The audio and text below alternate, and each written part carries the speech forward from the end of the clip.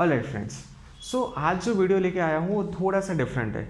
अब ये वीडियो में मैं आपको कुछ टिप्स देने वाला हूँ कि आप किस तरह से अपना लेक्चर्स अटेंड कर पाओगे, लेक्चर्स में क्या करना चाहिए, वो सब कुछ। ओके, तो आप बोलोगे कि क्या ध्रुव भैया मजाक कर रहे हो यार, लेक्चर्स में कैसे बैठना है वो तो हमें भी पता है, बट ये वीडियो कुछ डिफरेंट होने वाला है। ये वीडियो में आपको बहुत सारी इंपॉर्टेंट टिप्स देने वाला हूँ, ठीक है। सो फर्स्ट थिंग, ये पूरा वीडियो हिंदी में रहने वाला है, ठीक है, because I know that there are so many, sorry, मुझे पता है कि बहुत सारे सब्सक्राइबर मुझे यही बोलते हैं कि सर प्लीज़ हिंदी में वापस आइए, हिंदी में वापस आइए, no need to go for English. Okay, मेरी इंग्लिश इतनी भी बुरी नहीं है, ठीक है, जहाँ तक मुझे पता है, ठीक है, बट एट दी एंड आपको स्टार्ट तो करना ही होगा इंग्लिश बोलना, लिखना, सीखना, सुनना, ठीक है। सो देखिए, ये जो मैं आपको लेक्चर की टिप देने वाला हूँ ना, इसमें मैं रियल लाइफ केस स्टडी देने वाला हूँ, ठीक है। सो नाउ चलिए वीडियो को स्टार्ट करते हैं। सी, हुआ क्या था कि मैं जब 2018 से लेके 22 तक मैं अपने इंजीनियरिंग में था, ठीक है, मैंने एलडी से किया था।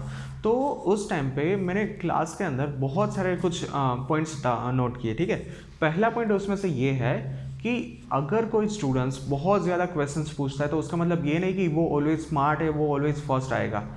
देखिए, फर्स्ट क्वेश्चन में मैं आपको ये कहना चाहता हूँ कि मेरी क्लास में एक स्टूडेंट्स था, हर रोज़ आके हर कोई लेक्चर अटेंड करता था। जब पूरा कॉलेज बंक पे ऊपर होता था, वो अकेला पर्सन आता था, फैकल्टी के पास लेक्चर कंडक्ट करवाता था, अकेले की अटेंडेंस लेता था और बहुत सारे क्वेश्चंस करके फैकल्टी को इम्प्रेस करता था। नाउ उल्टा मत समझना, फैकल्टी को इम्प्रेस करता था, ठीक है, वरना आप इंजीनियरिंग में होते तो मुझे पता ही कि कुछ और ही समझने लगते हो, ठीक है। देखिए, सर थे, लेडीज़ नहीं थे, टीचर नहीं थे। ओके ओके, सो मैं कहना क्या चाहता हूँ फर्स्ट पॉइंट से कि ऐसा ज़रूरी नहीं कि आप हर कोई दिन बहुत सारे सवाल पूछो, आप हर कोई दिन लेक्चर्स अटेंड करो और उसके बाद आप बहुत कुछ सीख पाओगे। It is completely myth. Okay, this is not the fact. कोई भी लेक्चर्स आप किस तरह से अटेंड करते हो वो इम्पोर्टेंट है। अब होता क्या है कि आप घर पे जाते हो, क्वेश्चंस ढूंढते हो और उसके रिगार्डिंग आप गूगल पे सर्च करते हो कि बॉयलर के ऊपर क्वेश्चंस, वो क्वेश्चंस आप नोट डाउन करके आप अपनी फैकल्टी को पूछते हो। This is not a good way.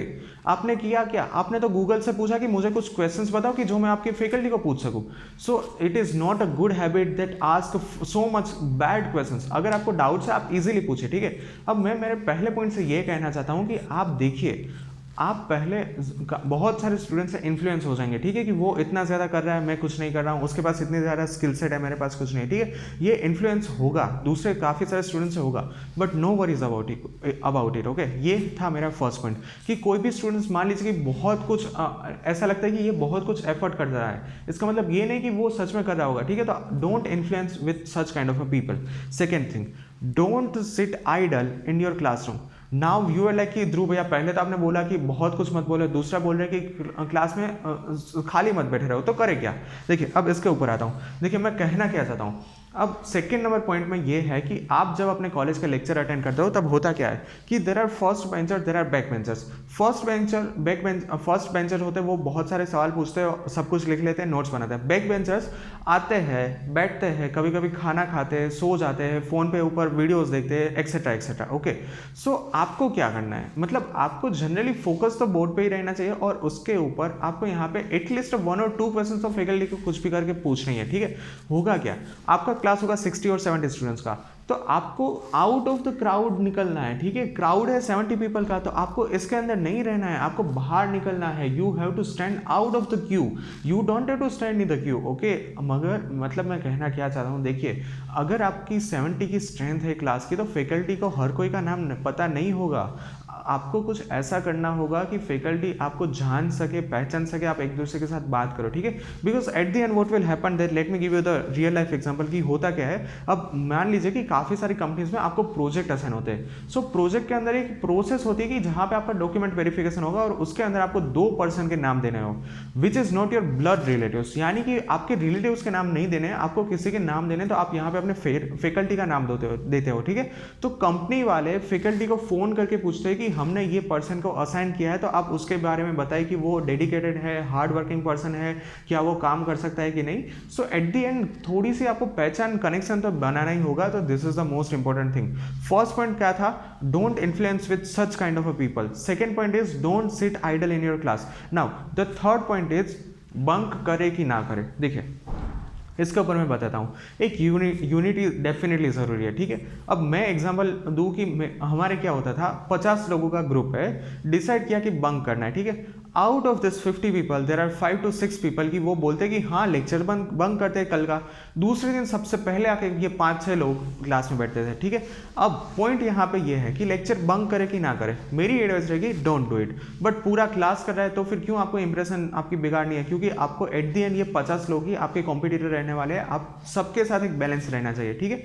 अब दूसरी बात यहाँ पे मैं क्या कहना चाहता हूँ, do not bunk the lectures if the subject is core subject, if the subject is important for placement, if the subject's credit is more than 4 or 5, okay।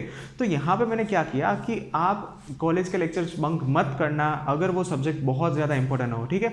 अगर उस टाइम ये 50 लोग बोलते हैं कि कल बंक करते हैं, नो, आप अकेले जाना, क्योंकि ये सब्जेक्ट जो है बहुत इंपॉर्टेंट रहता है। मैंने इससे पहले भी समझाया था कि ये सारे सब्जेक्ट्स में आपका प्लेसमेंट में भी इसमें से क्वेश्चन आते हैं, तो such subject which are going to useful for the placement, do not bunk this lectures, okay. Last point for the lecture tip is what to do while sitting in the lectures. Only one point, notes. Okay, notes के ऊपर मैंने एक छोटा सा video बनाया था, उसके बाद मैं आपको नोट्स दिखाने वाला था, बट अभी मेरे पास कोई नोट्स नहीं पड़े मैं डेफिनेटली ट्राई करूंगा, ठीक है।